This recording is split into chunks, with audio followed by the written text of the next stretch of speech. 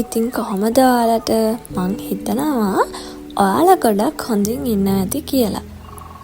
ඉතින් අද උදේ පාන්දර ඉඳලා මගේ දවස ගත වෙන්නේ කොහොමද කියලා මම හිතුවා day in the life vlog එකකින් ඔයාලත් එක්ක share කරගන්න.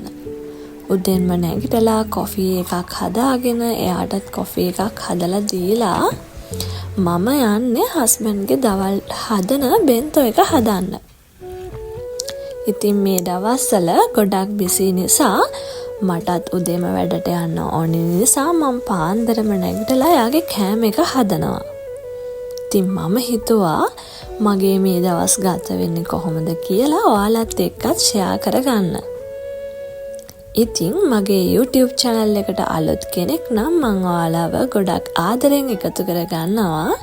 ඒ වගේම තමයි මගේ channel එක තාමත් subscribe කරලා නැත්නම් subscribe කරලා මගේ YouTube family එකට join වෙන්න කියලා මම ආදරෙන් ඉල්ලනවා.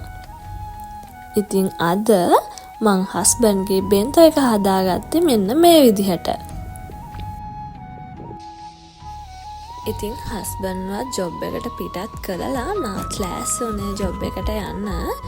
ඉතින් ඔයාලා මේ දකින්නේ උදේ පාන්දර 5:00 විතර. ඉතින් මේ දවස්වල සමය එක නිසා උදේම මාරම එළියයි. පාන්දර 3ටත් නිකන් දවල් 12ට වගේ තියෙන එළියක් තමයි තියෙන්නේ. ඉතින් අන්න මං වැඩ කරන තැනට එන්න ඒ ටයිම් එකට ගොඩක් බිසි නැති නිසා ගොඩක් ට්‍රැෆික් වලට නැතුව මන්ට ආවා.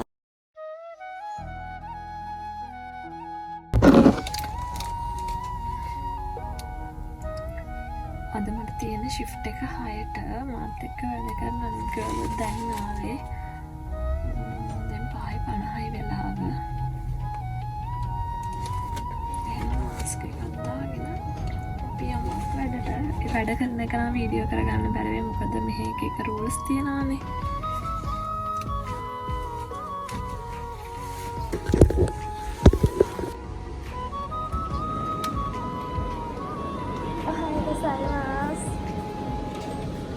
ඉතින් ජොබ් එකට ගිහිල්ලා ඇවිල්ලා මං ආසාවෙන්ම කරන වැඩක් තමයි මගේ වගාවේ පැලවලට වතුර දාන එක. ඉතින් උදේ පාන්දරින්ම ජොබ් එකට යන නිසා මට උදේට වතුර දාන්න බැරි නිසා අනිවාර්යයෙන්ම මං ජොබ් එකට ඉවර වෙච්ච ගමන්ම ගෙදර ආපු ගමන්ම කරන්නේ මගේ මේ වගාවේ පැල ටිකට වතුර දාන එක. ඉතින් අපි ලංකාවේදී ලොකුවට වගා කරේ නැති වුණාට මෙහි ජපානයේ ඉන්න ගොඩක් ලංකාවේ අය ගෙවල් වල තියෙන චුටි සීමිත ඉඩ ප්‍රමාණය වගා කරනවා. ඉතින් අපිට ලංකාවේ සැලදිලා කනකන්න හැම එළවලුවක්ම වගේ තිබුණානේ. ඉතින් අපි ජපානයේ අපි ඉන්න පැත්ත ටිකක් එළවලු ලංකාවේ එළවලු අඩුයි. ඉතින් බීට්‍රූට් එහෙම මෙහි සුපර් මාකට් වල නැතිම තරම්. ඉතින් මං ආසම කෑමක් නිසා මං බීට්‍රූට් ඇට ගෙනල්ලා පැල කරා දැන් මාස 4කට විතර කලින්. ඉතින් දැන් මේ විදිහට පැල හැදිලා පැල ලොකු වෙලා තව මාස එකමාරකින් විතර ලස්සන හොඳ අස්වැන්නක් ගන්න පුළුවන්. ඉතින් ජොබ් එක ඉවර වෙලා ආපු ගමම මම මේ වැඩේ කරන්නේ පුදුම තරම් ආසාවෙන්. මේක හිත නිවෙන පුදුම තරම් මානසික නිදහසක් දැනෙන හරිම සතුටු දෙයක්.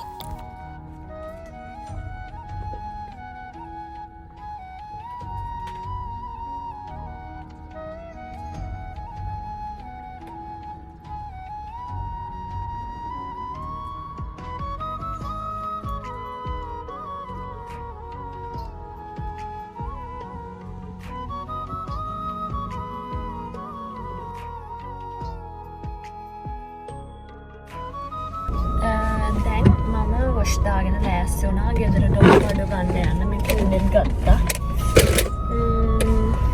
අපි යමු එහෙනම්. අනිත් ගමන් වීඩියෝ කරන්න බෑ ඩ්‍රයිවිං කරගන්න නිසා මේ දෙන්න ගිහලා හම්බෙමු.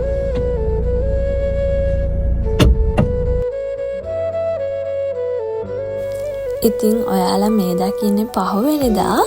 ඉතින් පහුවෙනිදා මට නිවාඩු දවසක්. ඉතින් මම හිතුවා ගෙදරට ඕනි ග්‍රොසරීස් ටිකක් එහෙම ගේන්න එළියට යන්න ඕනි කියලා. ඉතින් මෙහි ජපානයේ ගොඩාක් කට්ටිය එළියට යන්නේ හවසට තමයි ග්‍රොසරීස් ගේන්න. මොකද ගොඩක් සුපර් මාකට් වල හවසට ගොඩක් ඩිස්කවුන්ට්ස් දාලා තියෙනවා. ඉතින් ඒක ගොඩක් ලාභයි. මොකද උදේට ගිහිල්ලා ඒ ගන්න ෆ්‍රෙෂ් එකම හවස වෙනකොටත් එහෙම තියෙනවා. එනට ඉතින් හවසට ගොඩක් ඩිස්කවුන්ට් දාලා තියෙන නිසා මම උදේ වරුවේ ගෙදරට වෙලා වැඩ තිබ්බේව හැමදේම කළා. ගෙවල් ඔක්කොම ක්ලීන් කරලා මේ දැන් ලෑස්ති වෙන්නේ හවස ගෙදරට ඕනි බඩු ටිකක් ගේන්න යන්න.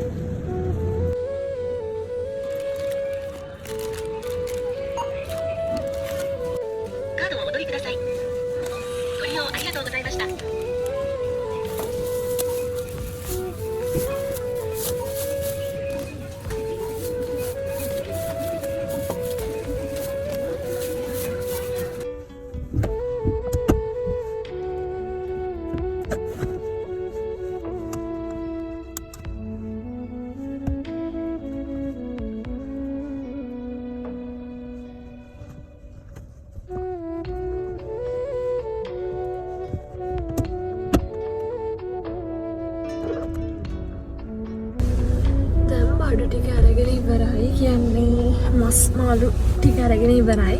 දැන් එළවලු මොන හරි ගන්න ඕනේ. මේක ටිකක් එළවලු ගන්නවා. මම දැන් ආවෙන් කියවන්න එකට. මෙතනම ඉස්සරහ තියෙනවා සතුදරා කියන එකක්. ඒකේ ගොඩාක් ලාභයි. එළවලු ගොඩක් එළවලු ජාති තියෙනවා. පළතුරු ගොඩක් ලුණු එහෙම මේ මාළු ලාභයි. ලුණු මල්ලක ලුණු වෙල කියනවා 35ක් 40ක් විතර බිලුණු. ලංකාවදලින් ඒ වගේ දෙගුණයක් මේ ලාබයි. මම ඒක තමයි එළවලු ගන්න යන්නේ. ඒකේ මස් මාළු ටික ගත්තා. වර්ග ගොඩක් ගත්තා. ඔක්කොටම 3000ක් විතර ගියේ අයිටම් 15ක් විතර ගෙවුණා. යමු අපි එහෙනම් අනිත් කඩේට.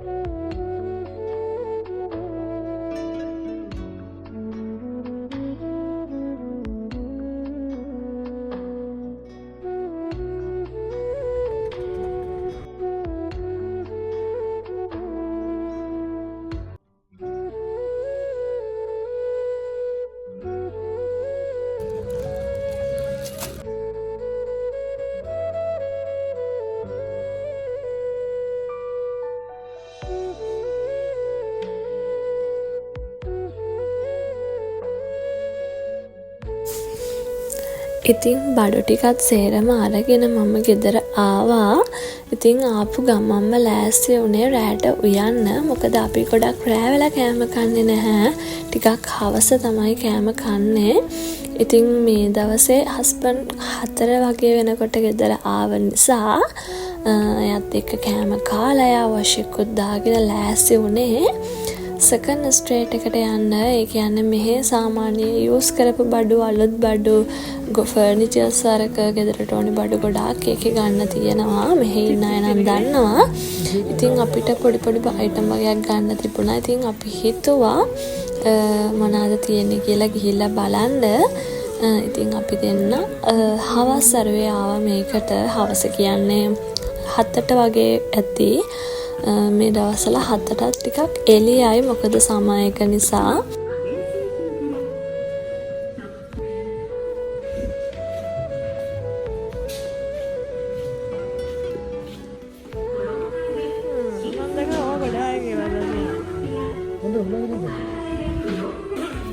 ඉතින් අපිට ඕනි කරන බඩු ටිකත් අරගෙන අපි දැන් ගෙදර එන්න තමයි ලෑස්ති උනේ.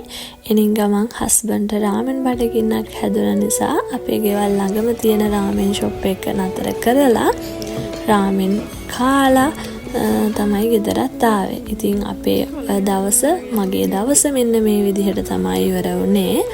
ඉතින් මං හිතනවා ඔයාලා vlog එක ගොඩක් ආසාවෙන් බලන්න ඇති කියලා.